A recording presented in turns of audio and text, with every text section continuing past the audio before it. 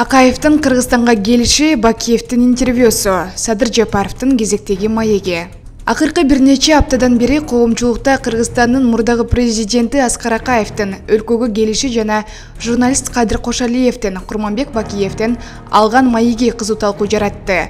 Мурдагы президенттердин айланасындагы акыркы окуялар кезектеги талкууга жем таштады.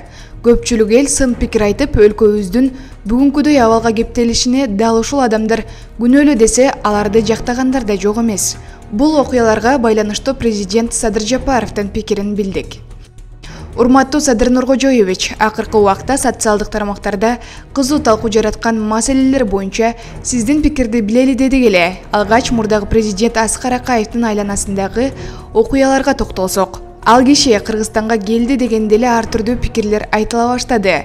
Негизи Аскар Акаев жана анын үй-бүлөсү өлкөбүзгө ээн эркин кирип чыга береби? Аларга тийиштүү органдардын суроо соболдору калган жокпу?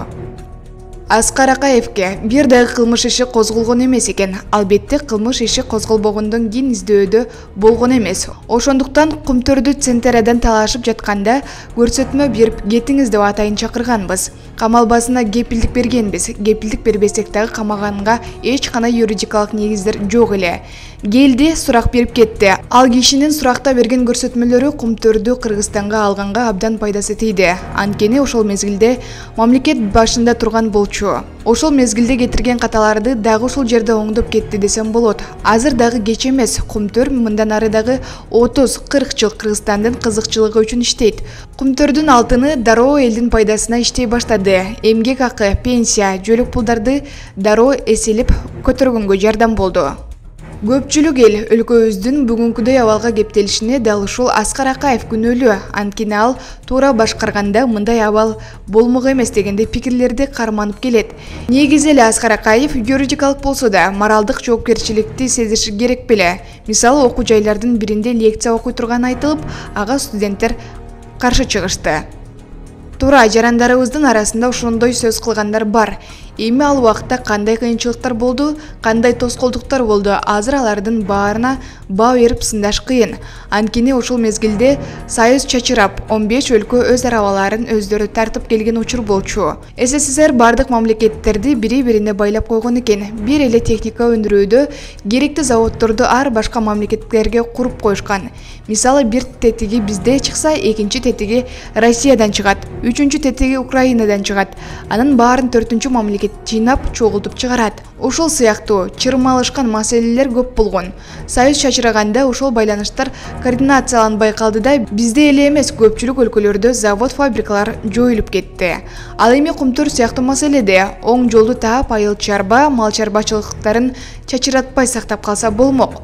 Бул өзүбүздүн көз каранды эле.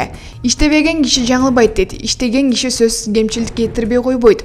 Жакшы жактарын дагы айтып коюшубуз керек. Биринчилерден болуп улуттук валютабызды жүгүртүүгө киргизген. Бул жерден абдан көрөгөчтүк кылган. Азыркыга чейин биздин валютабыз чөлкөмдөгү күчтүү валюта болуп, күнүнө кунун жоготпой келе жатат. Бул ошол убактагы абдан чоң жетишкендик болгон. Аскар Акаевдин талкуусу бүтө электе журналист Кадыр Кошалиевдин мурдагы президент Курманбек Бакиевден интервью алганы ачыкталып, социалдык тармактарда түмөн ойлорду жаратты. Ушундай жол менен азыркы бийлик Курманбек Бакиевди Кыргызстанга алып келүүгө жол ачып жатабы?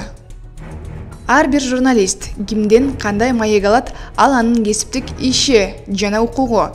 Бийликтин Курманбек Бакиевди Кыргызстанга алып келели деген планы жок. Бакиевдер Кыргызстанга келе турган болсо камакка алынабы? Аскар Акаевден айырмаланып, Курманбек Бакиевге каршы козголгон кылмыш иши бар. Соттун чечими бар, 30 жылга соттолгон. Ал чечим бүгүндө күчүндө турат. Келсе, албетте камакка алынат. Биз баарыбыз мыйзамдарга баш ийип жашаганды үйрөнүшүбүз керек. Соттун чечимдерин жокко чыгарууга менин да акым жок. Мен болгону, эгер Курманбек Бакиев ырайым сурап кайрылса, ырайым бергенге же баш тартканга укугум бар. Беремби же бербейминби, аны да 2010-жылы жабыркаган элдин пикирин эске алып туруп, чечим кабыл алышым керек.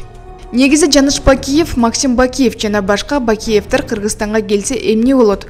Булар да камалышабы? Бул маселеде сиздин позицияңыз кандай? Курманбек Бакиев, Жаныш, Ахмат, Максим улуу баласы Марат Бакиевтерге иш козголгон. Издөөдө жүрүшөт. Келсе мен жогоруда айткандай албетте камалышат. Ал эми башкы прокуратуранын мага берген маалыматтары боюнча Адыл Бакиев бир тууган иниси Марат Бакиев, Каныбек Бакиевтерге иш козголбоптур. Издөөдө жок экен. Кокус Бакиевтер болбой эле Кыргызстанга келебиз, сот аркылуу акталабыз деп калса, бул элдин бөлүнүп жарылуусуна алып келбейби? 30 жылдан бери бөлүнүп жарылып жүрүп мамлекетти чачыратып жибере жаздадык го. Соттун чечимине жана мыйзамдарга баш ийебиз. Жаныш, Максимдерди соттор актап жиберерине көзүм жетпейт. Анткени алар өмүр бою эркинен ажыратылышкан.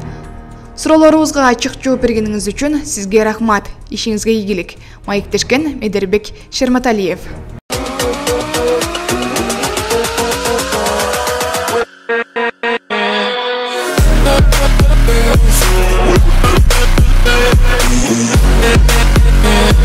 We'll be right back.